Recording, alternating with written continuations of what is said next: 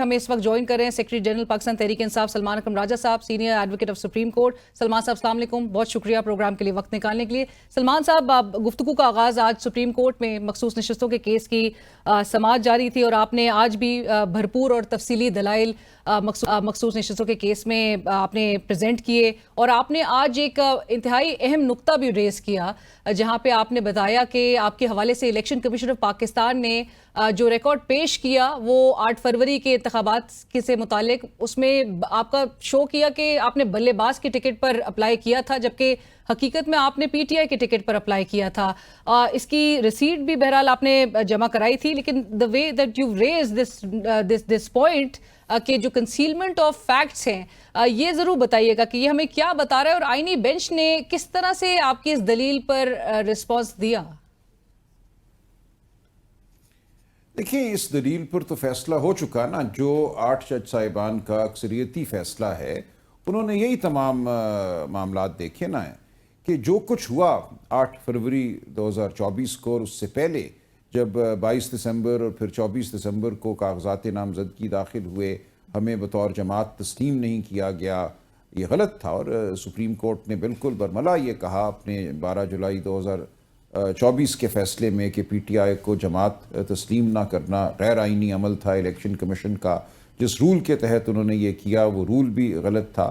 تو یہ بات تو بالکل واضح ہے کہ یہ تمام الیکشن جو تھا یہ ایک غیر آئینی آپ کہہ لیجئے قاعدے کے تحت ہوا، جو الیکشن کمیشن کے فیصلے تھے، جو رولز تھے، جو انہوں نے برتاؤ کیا وہ غیر آئینی تھا، اور اسی بنیاد پہ 8 جج صاحبان نے یہ کہا کہ ہمیں موقع دینا ہوگا ان لوگوں کو جو الیکٹ ہوئے اور انہوں نے ایک دن ہی سنی اتحاد کونسل کو جوائن کیا، جن کے حوالے سے یہ شواہد کہیں نہ کہیں موجود ہیں کہ ان کا تعلق پی ٹی آئی سے تھا، وہ اب اپنا ایفیڈیوٹ دیں اور بتائیں کہ وہ پی ٹی آئی کے تھے، اور پی ٹی آئی اگر اس ایفیڈیوٹ کو تسلیم کرتی ہے تو ان کو پی ٹی آئی ہی تسلیم کیا جائے گا، اور یہی کہا جائے گا کہ 8 فروری کو وہ بطور پی ٹی آئی کے امیدوار الیکشن جیتے، نہ کہ آزاد امیدوار کے طور پہ، اور جو الیکشن کمیشن نے ریکارڈ پیش کیا ہے اس پہ انحصار نہیں کیا جا سکتا، دیگر معاملات کو بھی دیکھنا ہوگا۔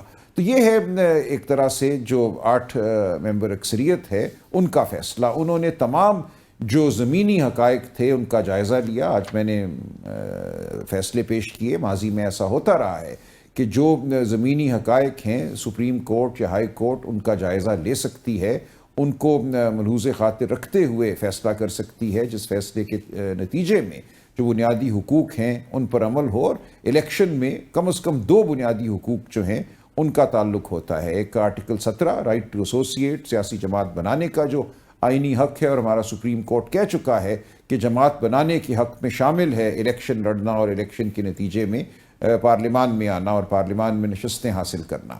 اسی طرح آرٹیکل 19 ہے جو ایکسپریشن کا حق ہے، بات کرنے کا، اظہار کرنے کا حق ہے۔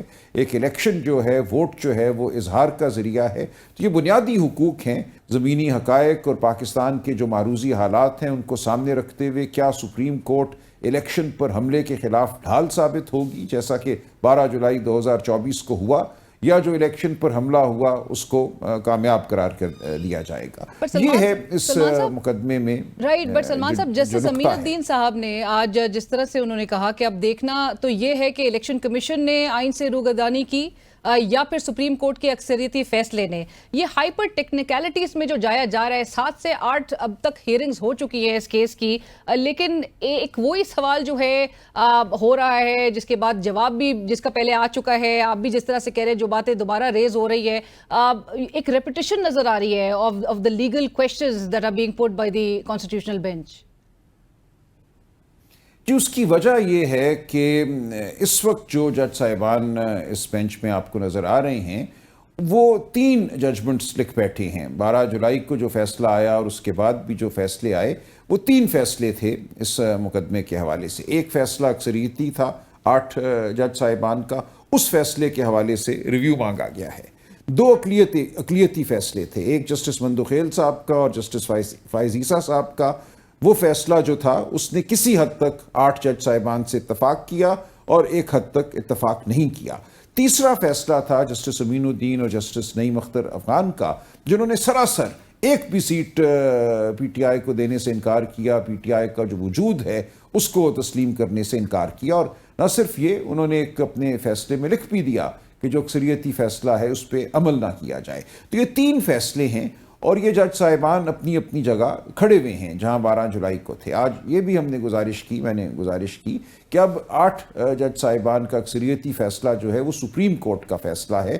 آپ کی اس وقت کوئی بھی رائے ہو, اب آپ نے سپریم کورٹ کی رائے کو دیکھنا ہے, اکثریت کی رائے کو دیکھنا ہے اور یہ دیکھنا ہے کہ کیا اس رائے کو جو ہمارے ریویو کے حوالے سے قواعد ہیں اس رائے کو تبدیل کیا جا سکتا ہے. تو یہ ہے مقدمہ سپریم کورٹ کے سامنے. سلمان صاحب, جہاں آپ آئین کی بحالی کی بات کرتے ہیں, آپ آئینی حقوق کی بات کرتے ہیں, آپ ریلیف کی نہیں, آپ انصاف کی بات کرتے ہیں, آپ عوامی رائے کی بات کرتے ہیں, آپ نے آج ماضی کے سپریم کورٹ کے رول کے بھی حوالہ دیتے ہوئے کہا, لیکن بظاہر تو موجودہ بینچ کے جو ریمارکس ہیں جس میں جہاں پر آپ کے ڈاکیومنٹس کی سبمیشن کے بھی لحاظ سے اگر کہا جائے کہ یہ پرائیویٹ ریکارڈ ہے اور یہ پبلک دستاویزات نہیں, اور الیکشن کمیشن آف پاکستان کی کنسیلمنٹ آف فیکٹس کے معاملے کو بھی اگر اس پر بھی بینچ کی آئی بروز ریز بظاہر تو ایسا لگ رہا ہے کہ نہیں ہو پا رہی, تو یہ کتنا پریشان کن, کتنا ورینگ ہے یہ اس ملک کے لیے. اور آپ کو لگتا ہے بینچ ریسیپٹیو نہیں ہے آپ کے تمام آرگیومنٹ سے متعلق؟ نہیں, ایسی بات نہیں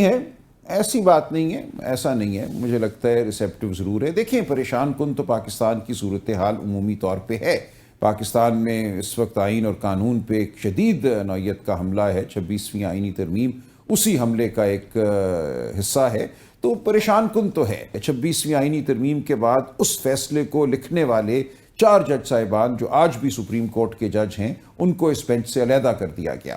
ماضی میں پی سی او کے ذریعے ججوں کو علیحدہ کیا جاتا تھا, اب 26ویں ترمیم کے ذریعے ججوں کو علیحدہ کیا گیا. اور یہ بات بھی میں نے عدالت کے سامنے رکھی کہ اب چونکہ ان جج صاحبان کو علیحدہ کر دیا گیا ہے, وہ اپنی رائے کا دفاع کرنے کے لیے یہاں موجود نہیں ہیں, لہٰذا آپ پہ اب ایک بھاری ذمہ داری ہے کہ ان کی رائے کو آپ پرکھیں ان اصولوں کے تحت جو ریویو کے حوالے سے وضع کیے جا چکے ہیں. اس وقت پارٹی کے اندر جو آپ لوگ کی جو ایک سچویشن سامنے اور بلکہ باقاعدہ طور پہ وہ سرفیس کر چکی سلمان صاحب, جہاں پر گنڈاپور صاحب کہیں کہ انہوں نے جو فیصلہ کیا, یہ جو بجٹ منظوری کا جو پورا معاملہ تھا اس کی بڑی ڈیٹیلز ہمارے سامنے آئی, یہ سب کچھ بھی ہمیں کیا بتا رہا ہے؟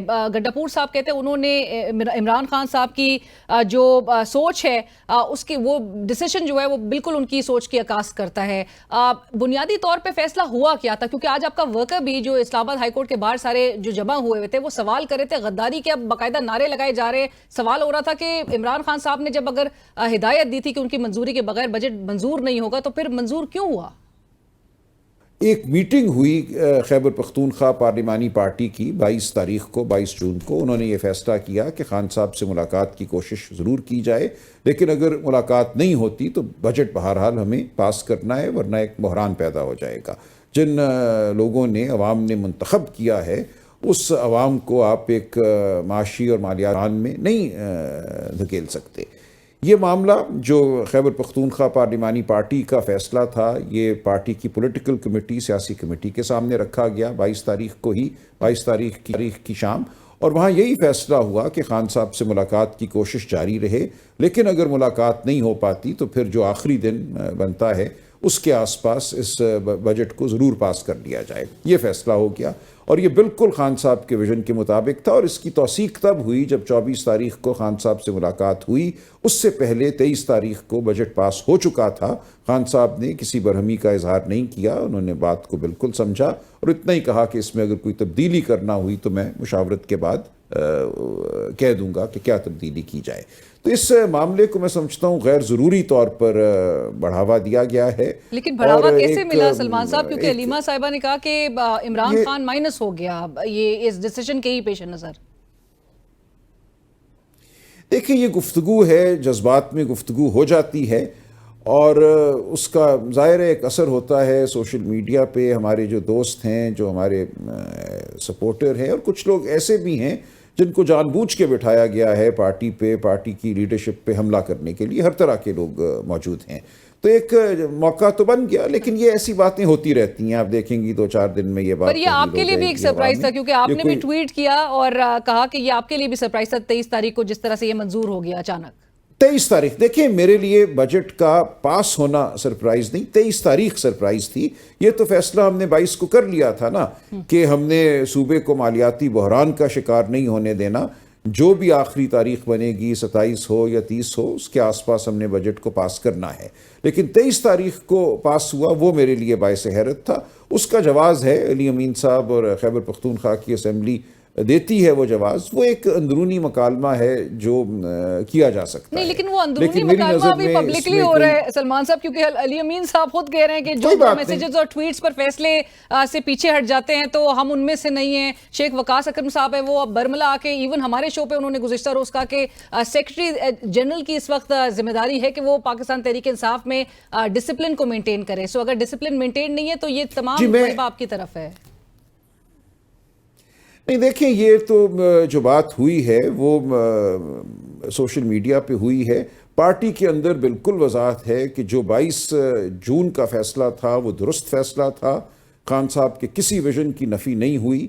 ये बेहतर होता कि बजट 23 तारीख को पास ना होता, उसके बाद पास हो जाता 27 या 30 जैसा कि हम कह रहे हैं।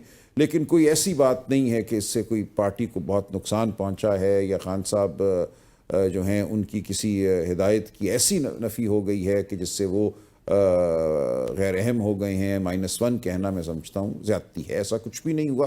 खान साहब से बिल्कुल हिदायत ली जाएगी, मुशावरत जारी रहेगी। बजट को बहरहाल पास होना था। खान साहब से मुशावरत हो जाए तो बहुत अच्छा है, हो जाती तो बहुत अच्छा था, लेकिन ये एक सोचे समझे मंसूबे के तहत मुशावरत नहीं होने दी गई। तो ये है एक मामला, लेकिन मैं समझता हूँ इसकी कोई मुद्दत बहुत ज़्यादा नहीं होगी। ऐसी बातें उठती हैं और फिर वो बैठ जाती हैं। 2-4 दिन दीजिए इस बात को। बहुत शुक्रिया सलमान साहब, thank you so much for your time sir. और इसी के साथ ही प्रोग्राम की टीम अलीना शिकरी को इजाजत दीजिए। अल्लाह हाफिज।